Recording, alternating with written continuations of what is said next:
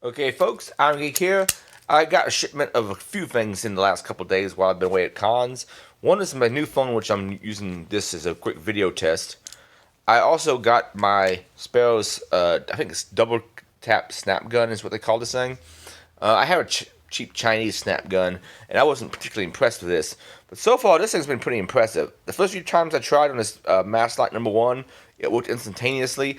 Then I had a few failures while recording, and I think a big thing is having the right tension tool. So I got a tension tool in there. I got my double tap snap gun.